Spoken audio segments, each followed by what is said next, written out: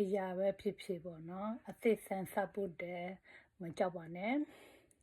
ကိုလှုပ်ချင်တဲ့အရာကိုပဲပေါ့နော်ကိုရှေ့ဆက်ပြီးတော့လှုပ်သွားဖို့ပဲအရေးကြီးတယ်ဘာဖြစ်ဆိုလို့ရှိရင်ကိုအဲ့လိုမျိုးတတိမမွေဘူးဆိုလို့ရှိရင်ကိုဖြစ်ချင်တဲ့အရာကိုဘယ်တော့မှဖြစ်လာမှာမဟုတ်တော့ဘူးကိုလိုချင်တဲ့အရာကိုလည်းကိုဘယ်တော့မှစုခုနိုင်မှာမဟုတ်တော့ဘူးပေါ့နော်နောက်ပြီးတော့ကိုကအသက်ကြီးလို့ဆိုတော့ငါစီးပွားရေးလုပ်လို့မရဘူးဆိုတော့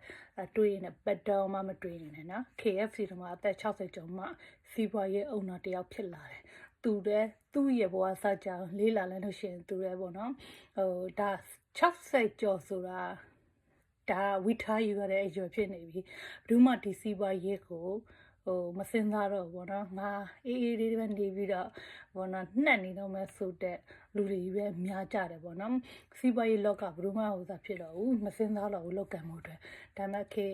KFC ကကြောက်တော့သူရဲ့ဘဝဘလောက်ပဲအသက်ကြီးနေပြီသူမျောလင့်ထားလဲပန်းတာသူလိုချင်တဲ့အရာတွေကိုမရောက်အောင်ပေါ့နော်သူပြန်စတယ်ပေါ့နော်အသေးကနေပြန်စတယ်ပြန်ထူထောင်တယ်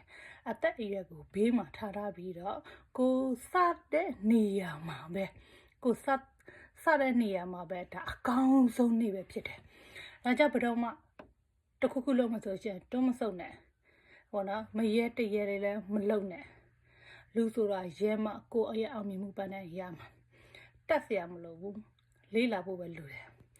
ကိုကလေးလာနိုင်တယ်တင်ယူနိုင်တယ်အချိန်ပေးနိုင်တယ်ဆိုလို့ရှိရင်ကိုဖြစ်ချင်တဲ့အရာဖြစ်ရမယ်